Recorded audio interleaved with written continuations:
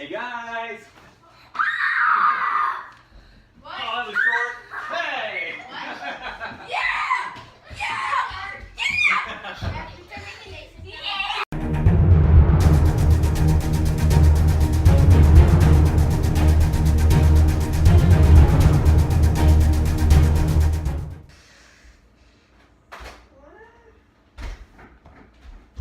Hey guys, it arrived! The Battle of Fort Sullivan! Let's do it! Hey! Welcome to Historical Conquest Curriculum Activities. So this one is going to be on the Battle of Sullivan's Island. So it's in the curriculum. This one's actually my physical version. You're actually getting a digital. This is what it says. On June 28, 1776, British warships attacked. Confident in their victory, they bombarded the unfinished fort. However, something incredible happened. The palmetto logs didn't shatter. They absorbed the iron balls. The British were flabbergasted. How is that possible? They fired again and again, but the fort did not falter. So what happened was, these logs were the type that instead of being brittle, they actually took the iron balls. When a cannonball was fired at this wall, it would actually sink into the wall, which would actually make it stronger. I don't understand physics. So to show that, okay, good. So he doesn't understand the physics of it. To show that, I'm going to show you what we can do with sponges to make this happen. So, I just received this in the mail today. So let's open this up. Sponges! Yeah, this is sponges right off at Amazon. I actually got a great deal, 100 of them for like $7. These are, you ever heard of the Magic Eraser, Mr. Clean's Magic Eraser? The exact same thing, but 100 of them for the same price you'd buy basically one from the supermarket. So, I'll have that link down below for that Amazon sponges.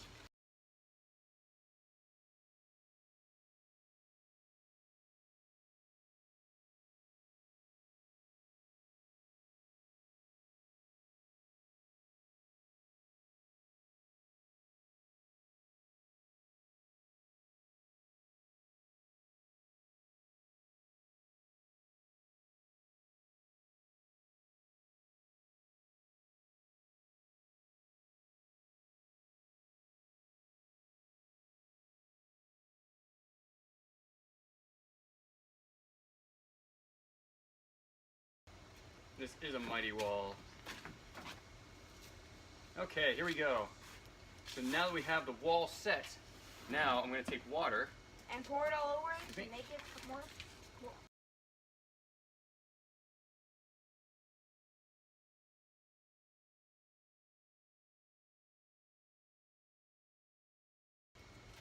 Honestly though, I don't understand the physics and how that would work. But who cares? We got freedom.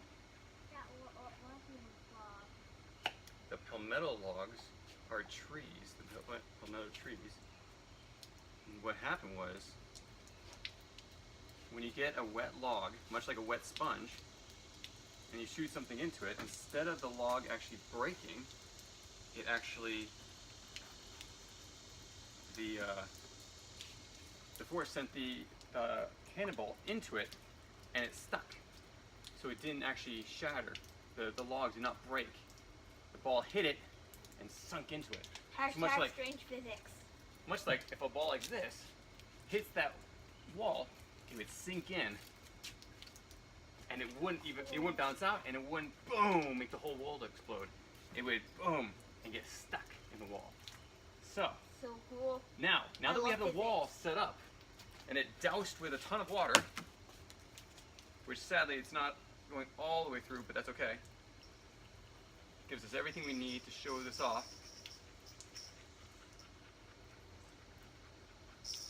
Here we go. Please stop dancing. Okay, so now we're going to show you how to make hand cannons as well. Shout out to the channel that we got these from, called The King of Random. Yep. Go check it out. So the King of Random actually has a display of how to make these. We're going to make them for you, but you can always go to his site. We'll post them in the links below as well. Or go to YouTube. Okay guys, come here. You don't have to be out in the sun. Now, you take the hand cannon, pull it back, shoot it at the wall. And take another one. Stratton, you want to try? Go ahead and shoot it at the wall. Shoot it at the wall. Can't hold on to that. Okay, so that's what you do. So in the war, in the American Revolution, as you'll read in your curriculum, because the sponges, or because the palmetto logs were waterlogged, were green, and were the type of logs that they were, the cannonballs were shot straight into that wall, and instead of shattering it, they stuck. Where's this other one? And then they shot again, the British, and then they got stuck again. So the British cannonballs never destroyed the fort. And after a while, the British had lost so many people in the battle that they had to finally give up. So go ahead and try this at home. Create a fort. Now, if you want something stronger than a hand cannon, there's other videos that we're going to post as well online. Or, my favorite kind of hand cannon, let me give you a second. Or the best kind of cannon, this. Oh! Demolished. Oh! And there they go. Thanks so much for joining us. We'll catch you next time. Hey guys. Peekaboo! No! Now it's time for us to show you exactly how to make those hand cannons we were talking about in the rest of the video. So as promised, this is the hand cannon. This is the one we were shooting at the sponge fortress. And usually, you pull it with 2 fingers, you hold on to the rest of the gun with your hand, the cannon with your hand, and then release. The problem is that when you're squeezing here, you're not going to be able to get the full slide that would be make the cannon the most effective. So what we're going to do is we're actually going to change it to a larger cannon. I'm going to show you how to create this larger cannon. Now, this is your inner tube. It needs to be able to fit inside, little snug. So we might want to make it a little bit looser. You can also do it with the exact same size tubes, but when you find the smaller tube, the tube that you want it to be smaller, you cut it right down the middle. By cutting it right down the middle, you can actually overlap the 2 sides to make it a little bit smaller, just a small amount. You want it to be able to slide very freely through the tube. So this is how it is right now. If I cinch it up just a little bit, it's going to be a lot easier to slide. So to do that, I'm going to take my duct tape, nice black handy duct tape right here, and you want to make this also so it's small enough that your projectile will not fall in between. See how that is? Small hole, there's a projectile, it's not going to fall in between. A great thing to use instead of cotton balls wrapped around with tape or harder objects that might hurt someone is actually to use a marshmallow. So with what we have right now, I'm going to take a piece off of my duct tape and I'm going to wrap it around. Actually, you know what? I'm going to wrap it. I'm going to take a big enough piece all the way down so it's just the length of the cannon. Then I'm going to cut it right here. Now, with that amount of tape, I'm going to find out where it intersects and then tape one side of the cardboard. Then I'm going to push in slightly to the rest of it, just so it takes away a little bit more of the diameter. Makes it a little more narrow. And I'm going to wrap it like that. Now, if I put it inside, see how easy that is to slide through? Whoa, look at that. It's taking off on me. Now, after I have that done, make sure that it's nice and tight. Now, the tendency is for this to actually, the 2 overlapping pieces, to work its way out and then the tape to come off. So, another way to fix that is grab a little more tape and wrap the inside. Let's roll it like that. Push it up against it. Voila! Now, it won't slide. I'm going to do the same thing to the other side. Take my duct tape again. I'm going to put that piece in there.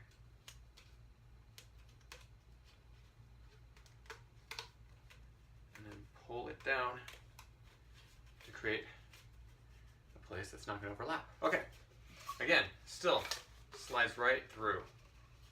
Might catch a little bit, but when it's inside the tube, it won't make much of a difference. Okay, so now you want to take your scissors and you want to poke a small hole into each side of this tube, of the inner tube.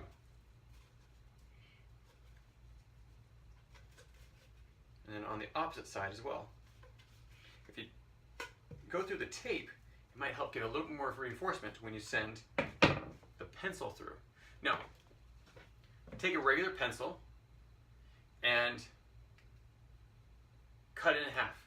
You don't need a bandsaw, you don't need a chop saw, you don't need a pair of pliers. Really?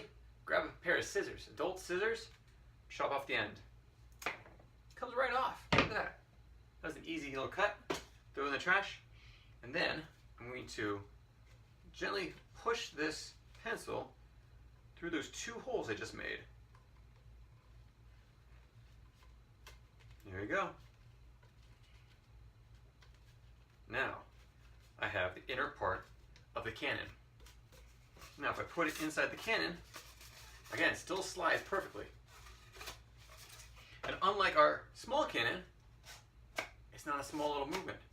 Now, what you're going to do is you're going to make this a little bit more reinforced, take another piece of tape all the way down, and do the exact same thing we did with the first piece, except you're going to wrap the entire cannon with this.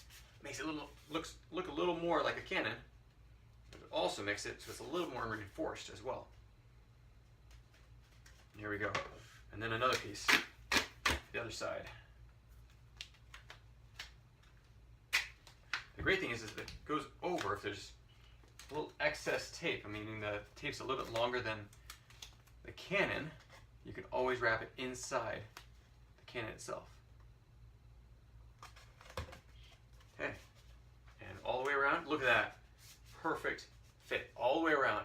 Everything's covered. And wrap it. And then on the other side, wrap it.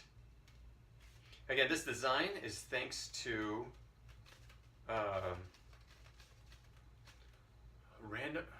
Captain Random. Oh, I forgot his name. I'm going to put it in the notes. My son loves this channel on YouTube. And as soon as I said that, you probably thought, what is he talking about? He doesn't know what his name is? Yeah, I'm sorry. It's just one of those days.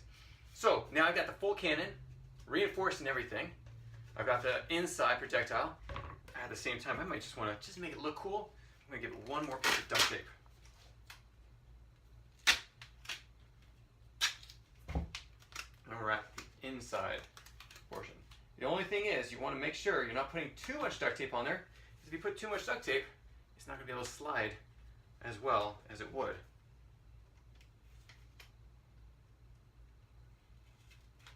Okay, there we go.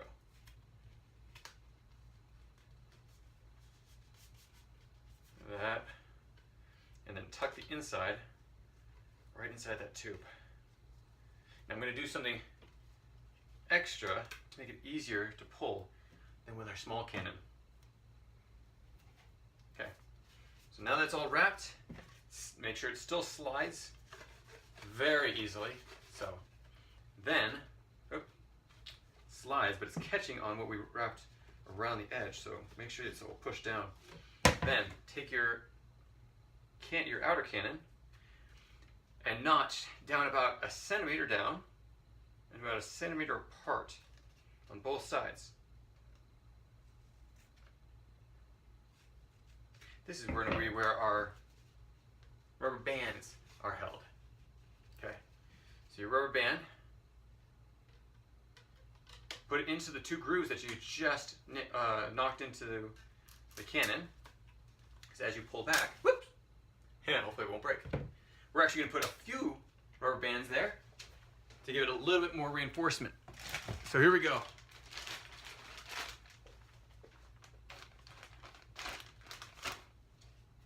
Okay, so now we're going to take a few more rubber bands just to make sure that this time it doesn't break. At least do two on each side. So slip this in here again. find those grooves that I put notched in there into the cannon. There we go, nice and tight.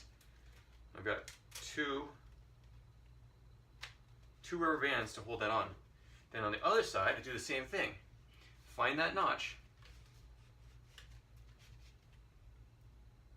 Push the rubber band in there on both sides. And then all the way down to the pencil. There you go. We just created a rockin' awesome rocket cannon. Okay, so you pull it back and you release. Pull it back, release. So much better than the smaller one that we just created. We're going to do one more step in here. This is going to make it so that it doesn't catch. And so it's easier for us to launch. So we're going to take another piece of tape.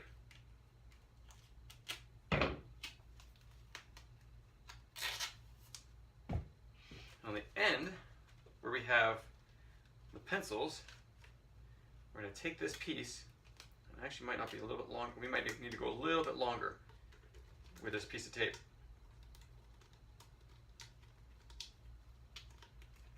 Okay, what I'm going to do is I'm going to turn this over, and I'm going to make a little tab.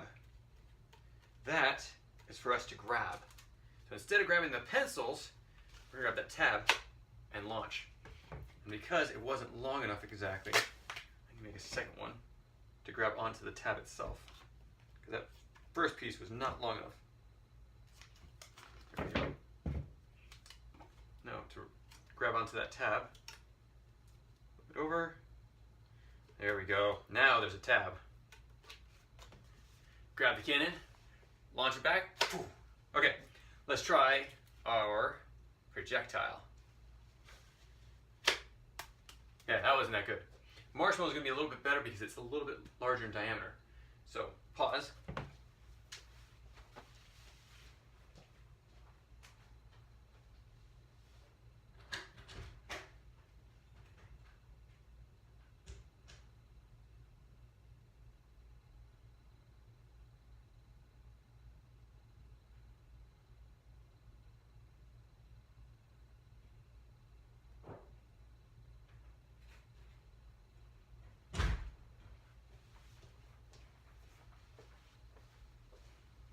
Another way to add on to make sure the projectile does not get stuck inside the inner tube is to cut off another small piece.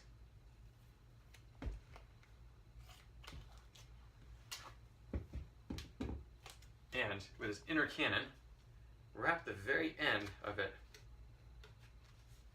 and across.